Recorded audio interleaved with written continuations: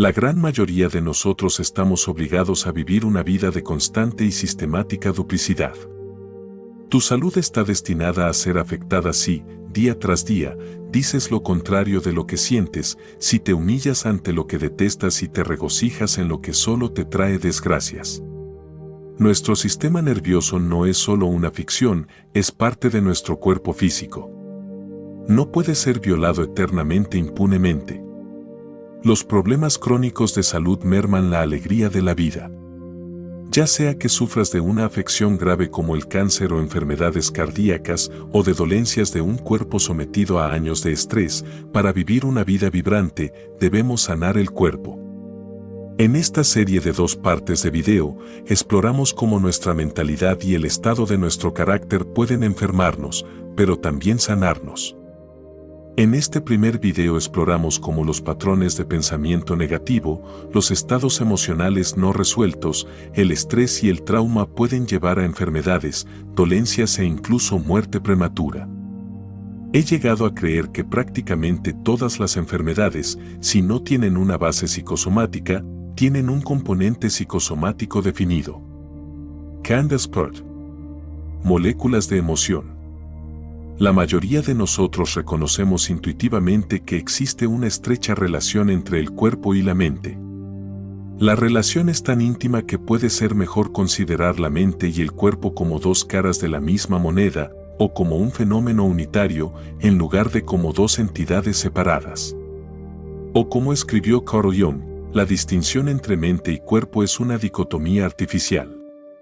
De hecho, la interacción entre rasgos corporales y psíquicos es tan íntima que no solo podemos sacar inferencias de gran alcance sobre la constitución de la psique a partir de la constitución del cuerpo, sino que también podemos inferir a partir de las peculiaridades psíquicas las características corporales correspondientes. Carl Jung. Tipos psicológicos. La mayoría de nosotros también reconocemos que el estado de nuestra mente puede influir en la salud o enfermedad de nuestro cuerpo. Por ejemplo, es bien sabido que los altos niveles de estrés inhiben el sistema inmunológico y aumentan la probabilidad de enfermedad, y que la ansiedad excesiva interrumpe el funcionamiento del intestino. Mientras que la conexión mente-cuerpo es tan obvia que negarla es desafiar el sentido común, la industria médica convencional tiende a pasar por alto su influencia. Los médicos rara vez consideran en qué medida la enfermedad de un individuo es el resultado de perturbaciones de la mente o el carácter, y a través de tal ignorancia, el establecimiento médico se ciega a las medidas preventivas y curativas. No hay nada nuevo en la noción de que la mente y el cuerpo están intrincadamente vinculados, escribió el médico y autor Gabor Mate. Si acaso, lo nuevo es la creencia, mantenida tácitamente y llevada a cabo abiertamente por muchos médicos bien intencionados, de que son separables, Gabor Mate, el mito de lo normal.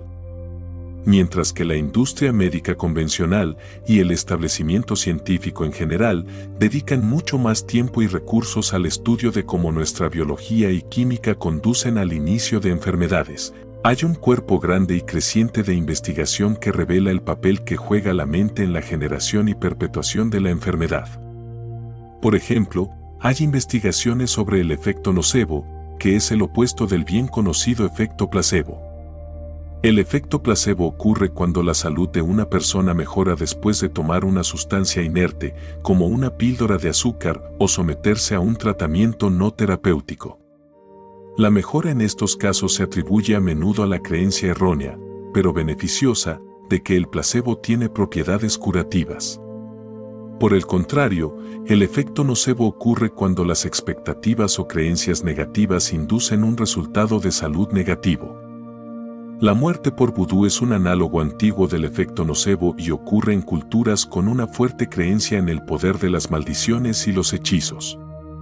En tales culturas, cuando un individuo poderoso, como un chamán, maldice a alguien, el intenso miedo y angustia que esto provoca en el individuo maldito puede llevar a una muerte rápida. Herbert Bacedo describe un caso de muerte por vudú entre los pueblos aborígenes de Australia. Un hombre que se da cuenta de que está siendo señalado con el hueso mágico causa una impresión lamentable. Está perplejo, sus ojos miran fijamente el hueso temido, extiende las manos como si quisiera evitar una fuerza mortal que busca penetrar su cuerpo. Su rostro se vuelve blanco y sus ojos se vuelven vidriosos, la expresión de su rostro está horriblemente distorsionada, como una persona repentinamente paralizada. Después de un tiempo, se recupera un poco y se arrastra hacia su cabaña. A partir de entonces, se marchita y se enferma cada vez más, rechazando comer y sin participar en ninguna de las actividades diarias de la tribu. A menos que haya otro chamán para deshacer el hechizo, morirá en un corto periodo de tiempo. Henry Ellenberger, el descubrimiento del inconsciente. Si bien las muertes por vudú no ocurren en el occidente moderno, hay un fenómeno relacionado que el médico Andrew Wall en su libro Sanación Espontánea llama hechizo médico. El hechizo médico ocurre cuando a un individuo diagnosticado con una enfermedad grave se le presentan sombrías estadísticas de supervivencia, sugiriendo que solo tiene tantas semanas, meses o años para vivir.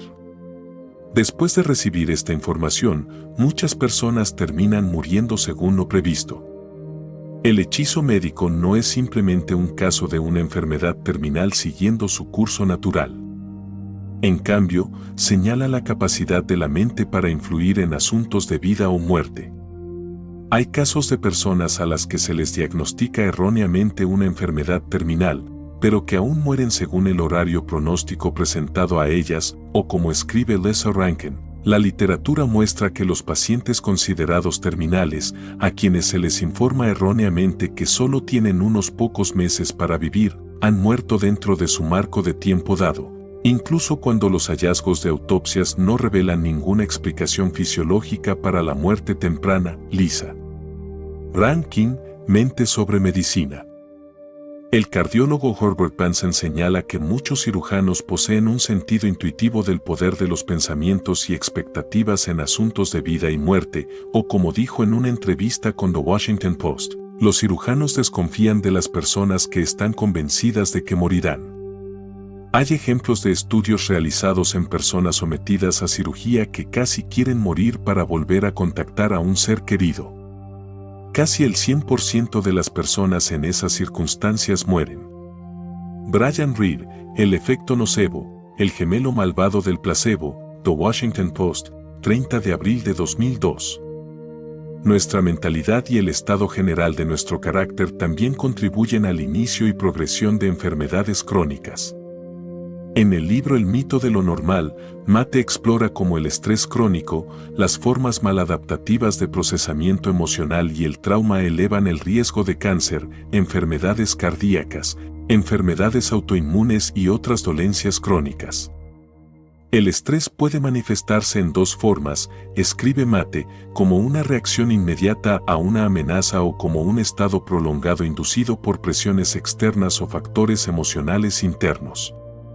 Mientras que el estrés agudo es una reacción necesaria que ayuda a mantener nuestra integridad física y mental, el estrés crónico, continuo y no aliviado, socava ambas cosas. Gabor Mate, El mito de lo normal. Si bien todos experimentamos las dificultades, adversidades y desafíos que desencadenan el estrés agudo, el estrés crónico es típicamente un producto de nuestro carácter y mentalidad. El estrés crónico, en otras palabras, no surge solo de lo que nos sucede, sino también de cómo reaccionamos ante los desafíos que enfrentamos. El coraje, la resiliencia, la búsqueda de sabiduría y autoconocimiento, y los hábitos que provocan la respuesta de relajación, todos disminuyen la probabilidad de quedar atrapados en la red del estrés crónico. Por otro lado, la falta de estos rasgos de carácter y hábitos aumenta nuestra probabilidad de estar crónicamente estresados, lo que predispone nuestro cuerpo a todo tipo de enfermedades, o como escribe Mate, a largo plazo, un exceso hormonal, causado por el estrés crónico, puede causarnos ansiedad o depresión, suprimir la inmunidad, promover la inflamación, estrechar los vasos sanguíneos, promoviendo enfermedades vasculares en todo el cuerpo, fomentar el crecimiento del cáncer, debilitar los huesos, hacernos resistentes a nuestra propia insulina, induciendo la diabetes, contribuir a la obesidad abdominal, aumentando el riesgo de problemas cardiovasculares y metabólicos. dañar circuitos cognitivos y emocionales esenciales en el cerebro y elevar la presión arterial y aumentar la coagulación sanguínea, aumentando el riesgo de ataques cardíacos o derrames cerebrales. Gabor Mate, el mito de lo normal. Cómo nos relacionamos con las llamadas emociones negativas de tristeza, depresión, ira, culpa, miedo y vergüenza, es otro camino clave que modula la influencia de la mente en la enfermedad crónica. El enfoque saludable hacia una emoción negativa es permitir la expresión de la emoción, procesarla, pero luego hacer los cambios necesarios en la vida para evitar que estas emociones se conviertan en crónicas. El enfoque no saludable es suprimir, reprimir o adormecer nuestra conciencia ante la existencia de la emoción negativa, y no hacer los cambios necesarios para evitar que el estado emocional continúe apareciendo mucho después del evento desencadenante inicial. Aquellos que adoptan el enfoque no saludable aumentan considerablemente su riesgo de desarrollar una enfermedad crónica. En el mito de lo normal, Mate examina una gran cantidad de estudios científicos que revelan el peligro de adoptar una relación maladaptativa con nuestras emociones.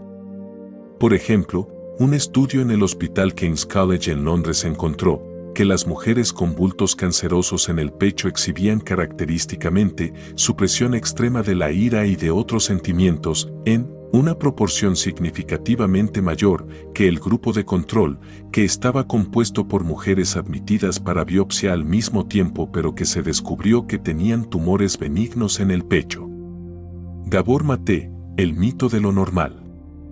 Estudios sobre la artritis reumatoide han descubierto que las personas propensas a la artritis reumatoide muestran una serie de rasgos autoabnegados, un hacer compulsivo y sacrificado por los demás, supresión de la ira y excesiva preocupación por la aceptabilidad social. Gabor Mate, el mito de lo normal. El trauma es otro factor que influye en el desarrollo de enfermedades crónicas. El mecanismo a través del cual esto ocurre son los cambios internos que resultan del evento traumático, ya que como señala Mate, el trauma tiene que ver con lo que nos sucede internamente y cómo esos efectos persisten.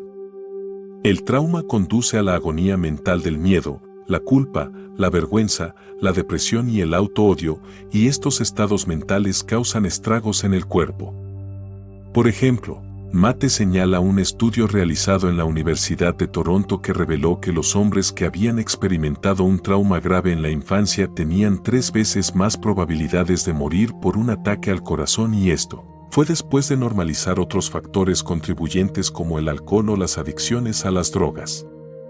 No importa cuán sofisticadas puedan ser nuestras mentes, escribe Mate, el hecho sigue siendo que sus contenidos básicos, lo que pensamos, creemos consciente o inconscientemente, sentimos o se nos impide sentir, afectan poderosamente a nuestros cuerpos, para bien o para mal. Gabor Mate, el mito de lo normal. Reconocer el papel que nuestra mente y el estado general de nuestro carácter juegan en el inicio de la enfermedad no es culpar a aquellos que desarrollan una enfermedad crónica. La mayoría de las personas no adoptan voluntariamente una mentalidad que los predispone a la enfermedad, y a menudo son eventos desde la infancia, más allá del control de uno, los que preparan el escenario para sufrimientos futuros. Lo que el reconocimiento de la influencia de la mente en el cuerpo debería hacer es empoderarnos.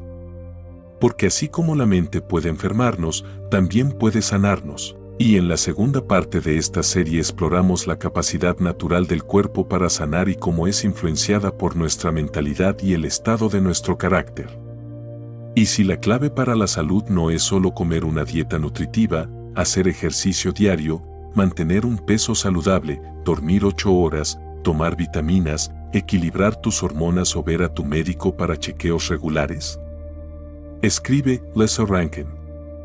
Ciertamente, todos estos son factores importantes, incluso críticos, para optimizar tu salud. Pero ¿qué pasa si algo más es aún más importante?